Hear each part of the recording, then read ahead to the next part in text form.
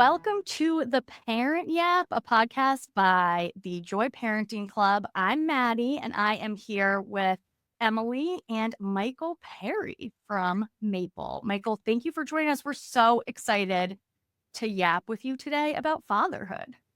Well, I'm thrilled to be here to chat about fatherhood. I'm excited to be here. Michael, or otherwise known as MP, to your closest and nearest and dearest, do you want to share maybe just a little intro about yourself personally as a father and as a founder, and tell us a little bit about Maple, and then we can dive in to chat more about our topic of the day. My name is Michael, and I have a soon-to-be 4-year-old son and a newly minted 6-year-old son.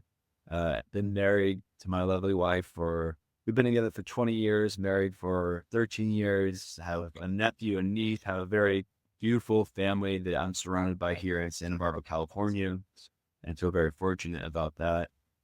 And outside of spending time with my family and raising my sons, I do run a company called Maple that is trying to help others do the same thing, be care for their families. And we built a platform that really enables working parents to best share family responsibilities in the home.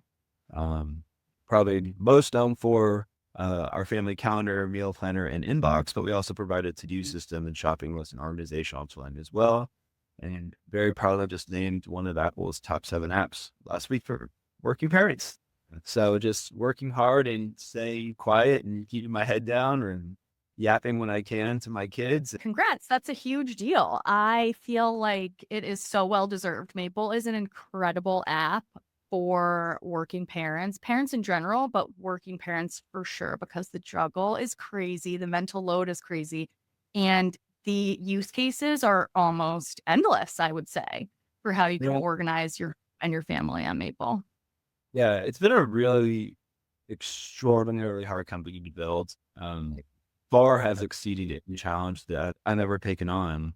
We've been very, I think, adamant about building for parents. I think lean very heavily into a family first philosophy in terms of how the company is shaped, and just like our own moral compass in terms of how we treat the team and how we want them to spend time with their families. And in a startup environment, that's really hard to create those lines individually, but really to set a company culture around that is super hard. And we've abided by it.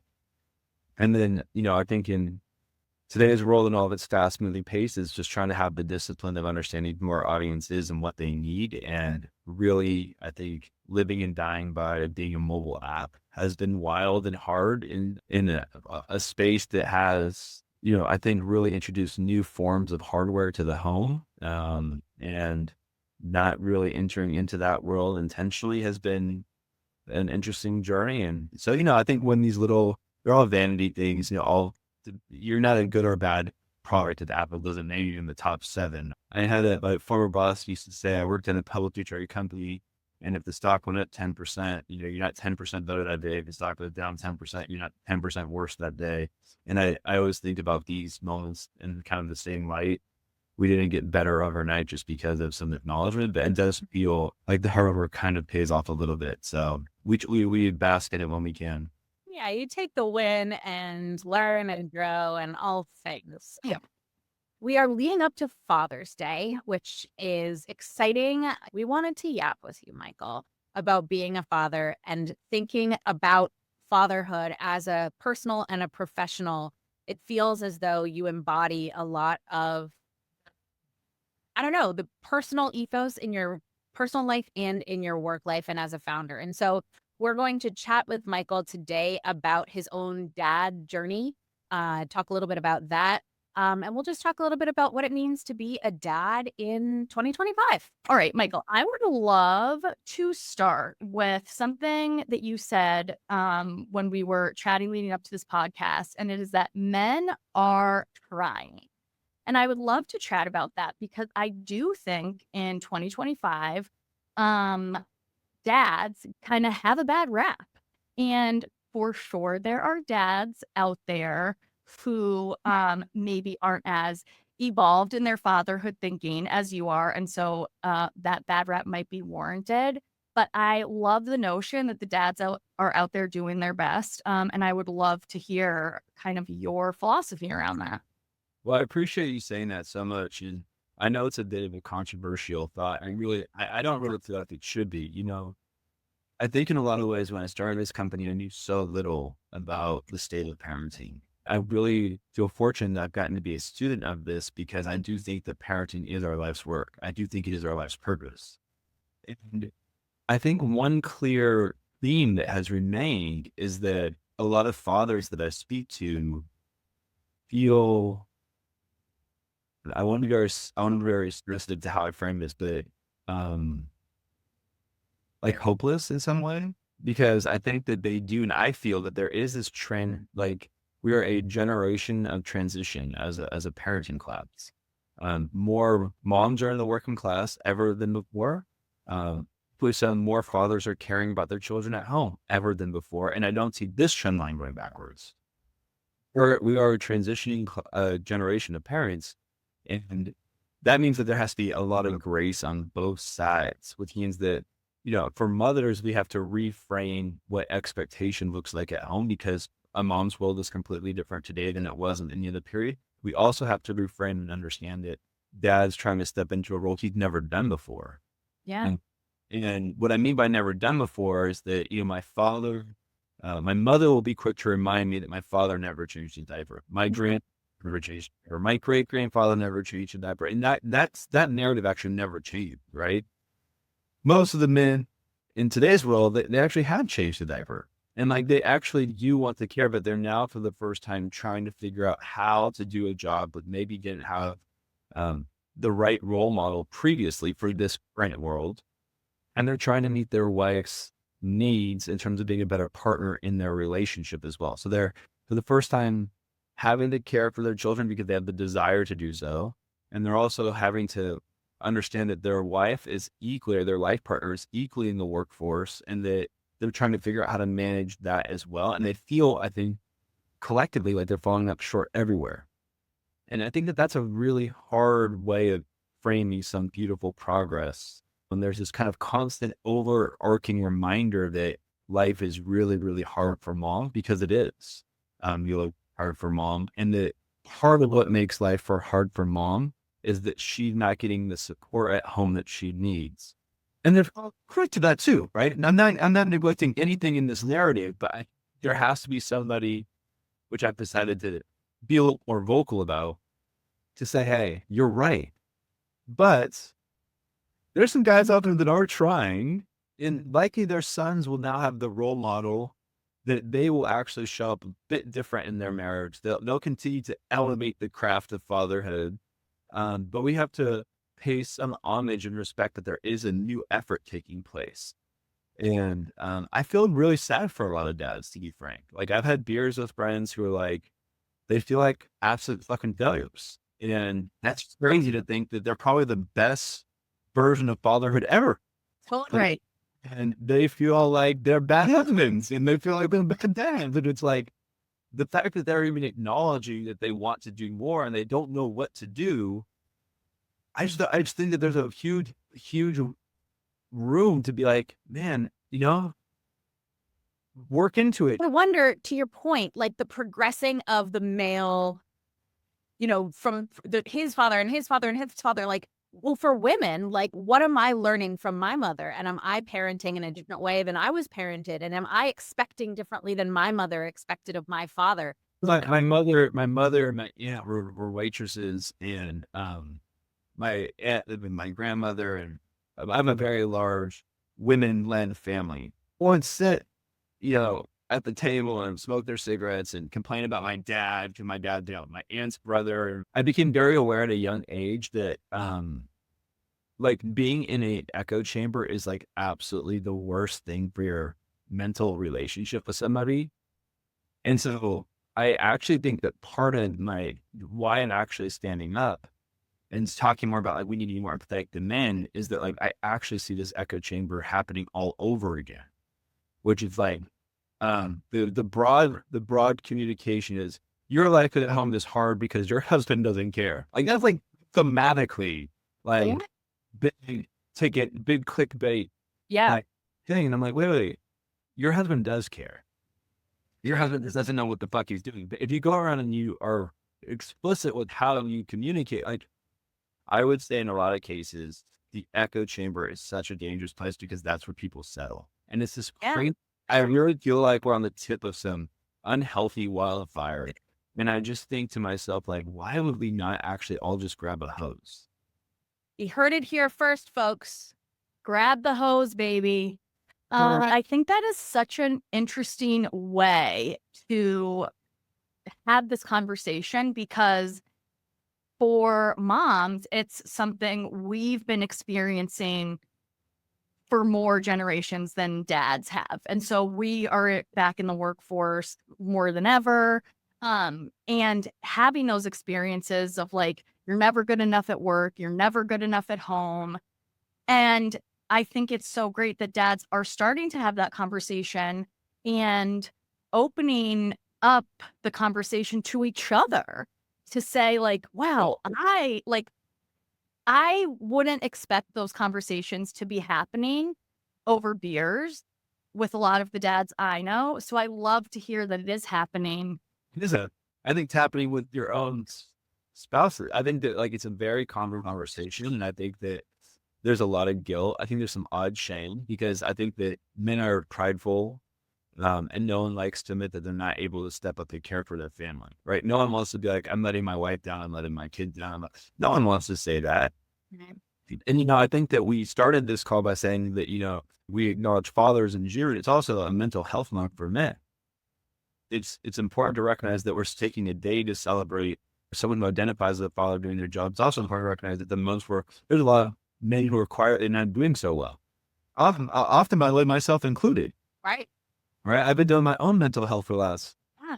3 weeks. And I think it's just like important to recognize that, like, I don't think it's never as good as people think. It's never as bad as men are not as bad as they're being painted out to be. And I genuinely wish that, and I said this on a podcast recently, and I think it's a great thought for this audience as well, is like entrepreneurship is greatly celebrated as we know, right? If you even fail your company, you are met with a lot of empathy. It's like, this shit is hard. This is a hard Right. life, hard job, very stressful. I wish it on nobody. Da, da, da, da, da, da, da, da, da. I've never met anybody not be relatively empathetic to an entrepreneur. They are given a lot of forgiveness for blowing shit up. Yeah.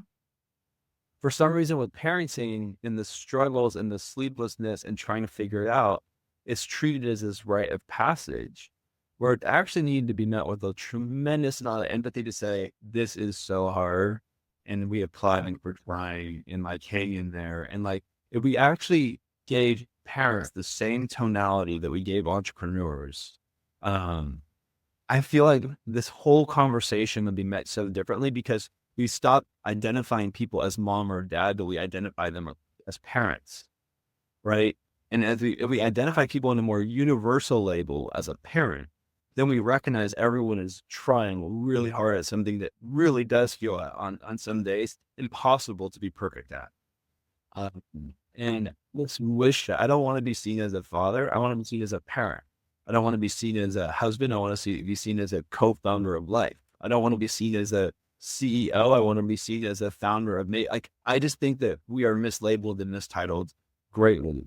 And that creates just so much division unnecessarily against one another. And we need that like Emily and I are both founders. We live in different parts of the country. We're different gender. We're different everything. But like, I bet you that we're treated empathetically similar.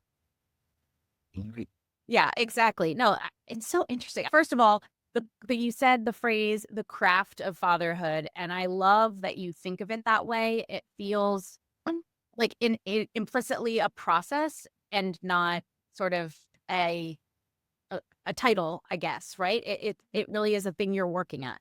Well, actually, it was yesterday morning. I want your thoughts on this. Now you're acting as my marriage counselor, just for a quick. So I had to I had to leave the house early. My son was in a play, and I was helping them to set up. So I couldn't do the lunches and the getting ready and all of the morning routine. And so my husband did it, and he was making their lunches and whatever with the chicken nuggets. And I said, "Nick, thank you so much for doing this." And he said, "Why are you thanking me?" And well, I appreciate it. I appreciate that you're doing this. And he said, "Well, this is this is just the way it should be. Like, I should be. You shouldn't have to ask me to do it. But I guess I wonder sort of like, is that progress? Is that a step? Like, how does that interaction fit in the way that you think of like a partnership? Because I feel like often it's a mom has to ask or get her spouse to do a thing, like fill out a form, pick someone up. It's often that's the sort of like the construct. And in this case, he was sort of saying, yeah, but that shouldn't be that. And I guess just sort of the idea that this is a mom first job with a husband kind of stepping in as a substitute. Yeah, see, I hate that line of thought to the extent that, um, like I believe this deeply in the core of who I am. I didn't marry an employee. Oh, say it again. It doesn't work for me, and so like I don't treat her as an employee. And I think that like I would expect for her to treat me as a co-founder of what we're creating together at home. And so like I don't know. I like when I know that my wife is feeling it, like it's feeling hard, and I like when she knows that I think it's feeling hard. And I think I like being met with a hug or a high five versus like sometimes I think it's not what you say; it's always how you say it or how you frame it, and it can feel so for someone to be like, "Thank you for doing that for me," versus just like, "We have this covered. We are getting through this very Right. hard day." And like I think that all behaviors compound into something greater. Like my wife and I we're all works in progress, by the way, to the same extent where sometimes I'll say something that is completely unfair and then show that, say, well, why am I solely responsible for this? And I have to take a step back and recognize that she's not. And it would be like if she went grocery shopping, me being like, thank you for doing just fuck you. Like, why are you doing the grocery shopping? I think it's just a matter of like how it's framed. Like, I think that there could be gratitude for someone having my back, and Yeah. that I think can come out differently. I think that with your husband's response was personal. I think that is progress. I think he's saying like, why are we thanking you for taking care of our children? Right. And I meant it in a gratitude kind of and so Beautiful to have gratitude. This is home helping you. I think it's beautiful to I think it's beautiful to acknowledge when someone is caring and loving for your children, whether they're your spouse, your in-law, your whoever. I think, welcoming support for yourself to get you to, when you're trying to manage a family and manage a career is a beautiful acknowledgement. I don't think that should be frowned upon. But I love that your husband also is like taking care of our kids. yeah. These are children too. I can make some lunches. And I think that there's nothing wrong in either scenario, just depending on how it's delivered and handled. All right. Right. That was well said, and thank you. And Like, I feel better. like I actually feel really bad. I didn't mean it in a bad way. I would love to talk about kind of the converse, because I'm a single mom. I'm a divorced mom. So you can probably get an idea of what my experience with fatherhood has been based on that. What would you say to the dads who don't have the same mindset that you have or that Nick has? Nick is Emily's husband, who do sort of see their wives as the primary caregivers, even if they are working outside of the home. So, like, you have equal careers, but the parenting falls to the mom. And when the conversation comes up that is like, hey, I'm fucking drowning here. Like, can I get some support? It's like, well, I got to do this, this, and this first, and then I can deal with fatherhood. Well, this is always such a tough question because I think that it's impossible to fairly articulate on an individual level what's going on in their world. Broad stroke, I think a lot of men who I'm going to say this very respectfully and sensitively, who deprioritize the need to be a father. I think those are the men that unfortunately end up spending the back half of their life with a lot of regret. Yeah. And typically when I see men that I'm close with prioritizing their work over their wife, prioritizing their work over their children, prioritizing drinking beers and golfing over spending Saturdays with their kids. Again, I like to go surfing. I think there's a difference between like creating space versus prioritization. I often, if I feel comfortable enough with the individual, I do like to gently remind them that their son isn't going to remember how big their paycheck was. They're going to remember, were they there for them? Did they show up for them? Your son is likely not going to see a shrink because you did not take them to Disneyland. Your son is going to be seeing a therapist someday because you didn't shove them in the right capacity. And so I think that, it's hard on the day in and day out because there's so much social pressure. There's so much hardship of life to be able to put food on the table and these things of that nature. I with poor, and I still have immense gratitude for the sacrifices my parents made. But really, my gratitude is how they showed up for me.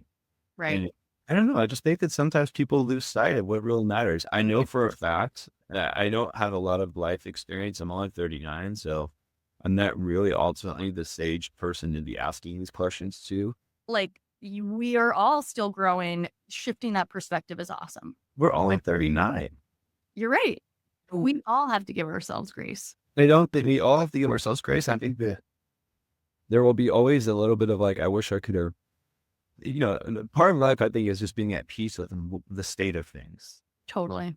And I just think that the more you invest in your children, the more likely you're going to be at peace in the end. I don't think that whether Maple makes or not, I'm going to be laying on my deathbed being like, I've had a really successful company. I had an exit. I've had these, and I can tell you right now, for certain, there's no greater feeling. There's no greater sense of accomplishment than the face of your child when they see you showed up for their musical or play.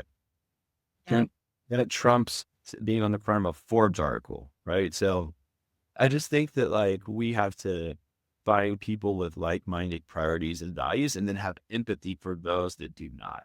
Right. You don't think anyone's going to ever, ever, ever, ever regret placing their children first, and those that do not certainly will.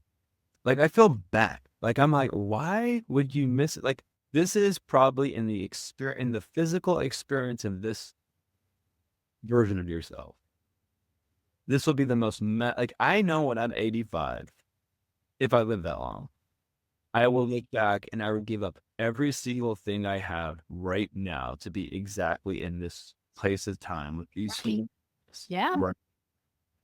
So if we know that, why would you just not be all in right now? I think so much of it for parenthood and fatherhood and motherhood in different ways is the societal pressure, and is if you have a big job, you have to be showing up to the office every day. And if you work for a company that has that culture and you want to abide by that, that becomes your priority because you are feeling that pressure.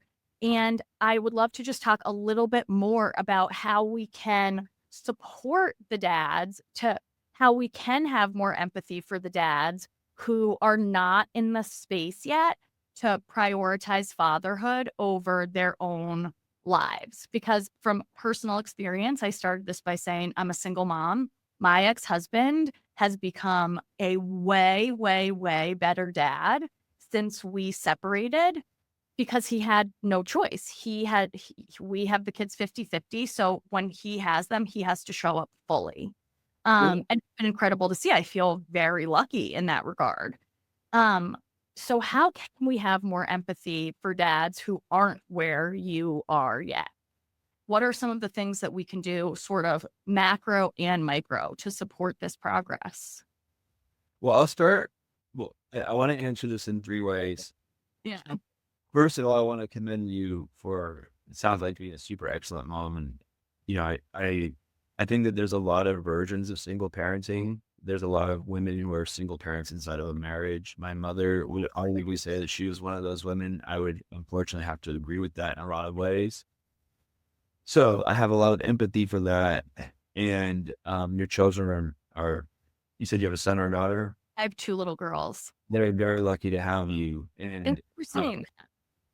I would imagine to some extent that, the hard thing is, I think the state of fatherhood is very much probably a bit of an awakening moment, like smoking a cigarette. Mm. And that sounds awful to say, but follow with me for a moment. you can forever and a day be told that cigarettes will kill you, that bad habits will kill you. And by the end of your life, if you have lung cancer, there's people always like, why did I ever smoke? Yeah. Right.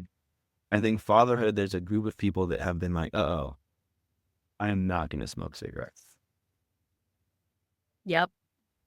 Increasingly by each generation, if you map back, generationally, people smoke less cigarettes.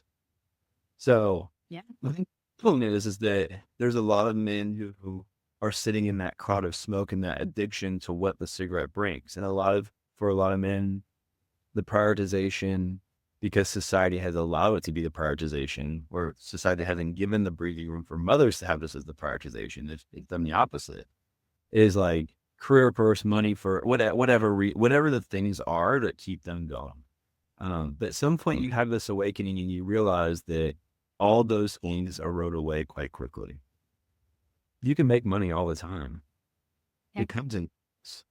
You can get fit in your 40s. You can get fit in your 50s. You can pick up a hobby in your 60s.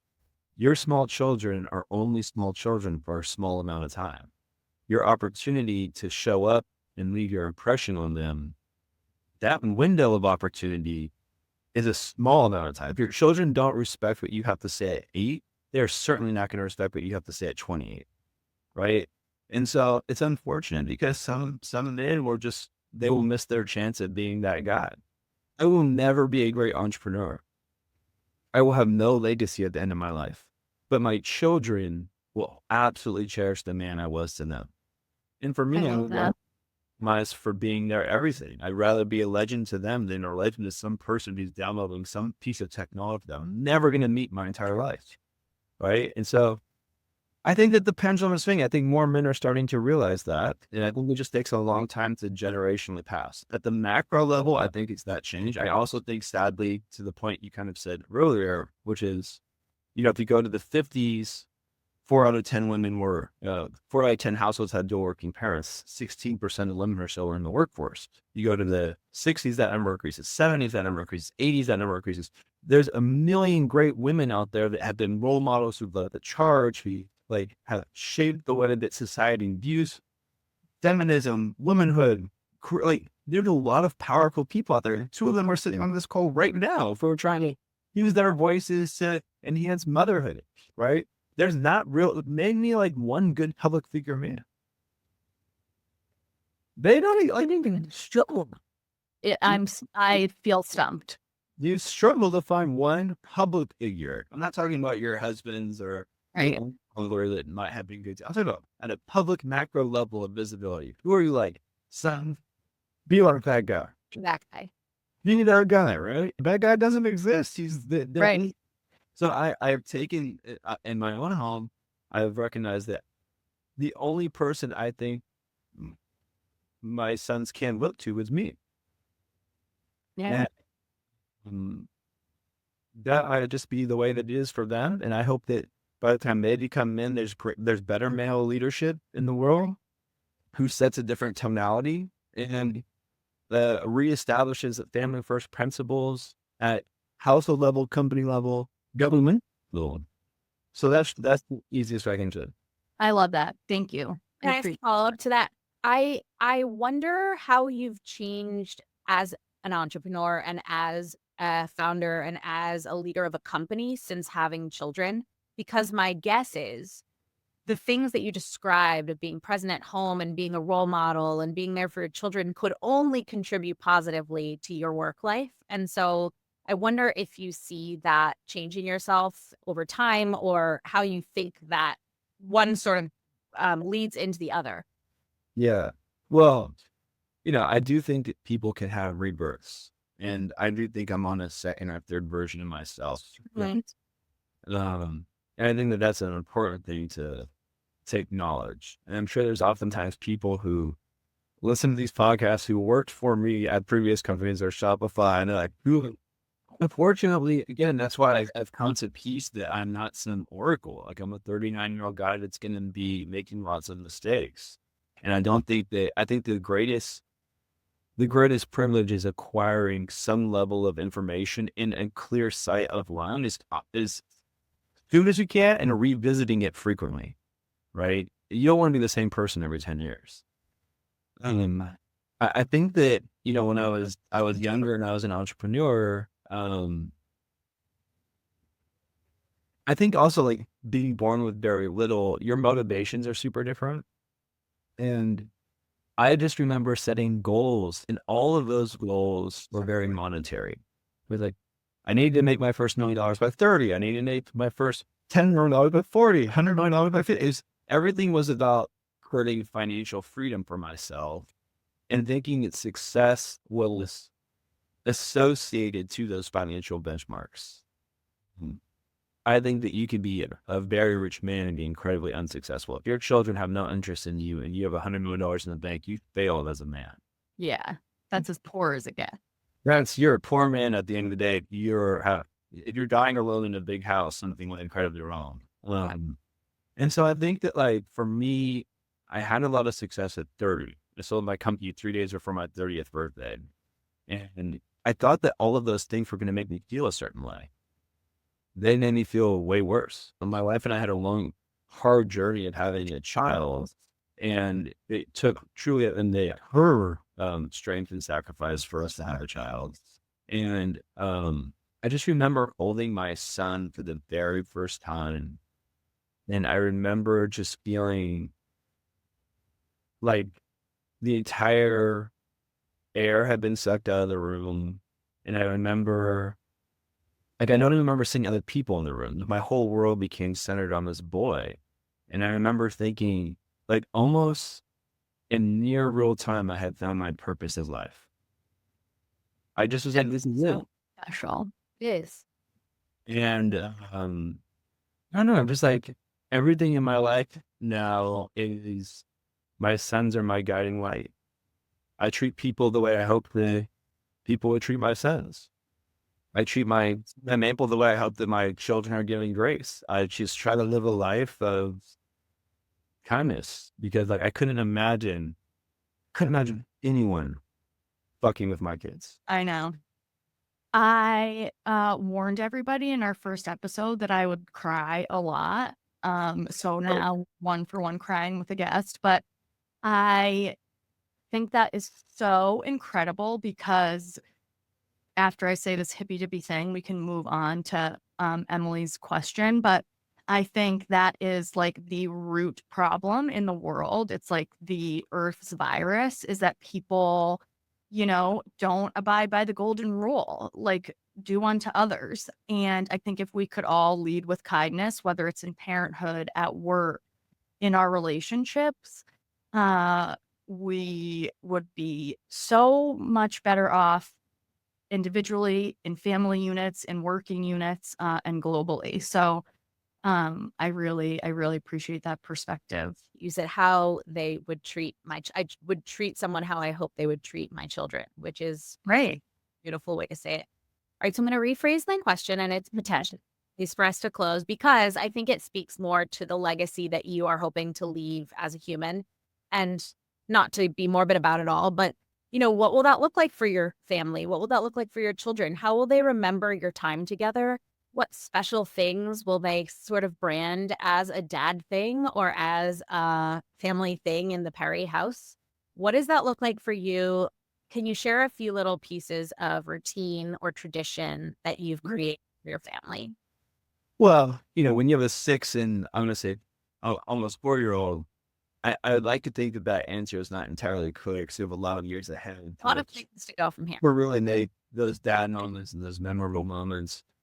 This is going to sound crazy, but I hate the word legacy, to the extent that I think that there is a lot of vanity in that. Like, you expect a lot of people to remember you. I don't think anyone's going to fucking know me at the end of my life. I think that there'll be 2 or 3 people who know me incredibly well, and that will be my wife and my children. And God willing, I die before she does. And I think that my grandchildren will have a good sense of who I am if I'm blessed enough to live a long life. And I think for my family, for my umbrella, because I think I've been a relatively good son. I'd like to think I've been a decent brother. I've tried my hardest to be a good uncle to my niece and my nephew. I would like to think, if you ask any single one of those people, and they would tell you right now, or share for fact that they are the priority in my life. Not that my family is the priority in my life, but that they are the priority in my life. Mm. And that my sons can hold their head up high knowing that that their dad chose them, that their father chose them. That will be my legacy to my sons. That will be their memory. That will be the memory my sons have of me, is that they know for a fact that I chose them. That's amazing. That's literally all you hope for as a parent, is that at the end of your life, uh, your kids say, damn, they did it all. I want to like sob a little. Michael, have you ever considered making like a class, I mean this seriously, like a fatherhood?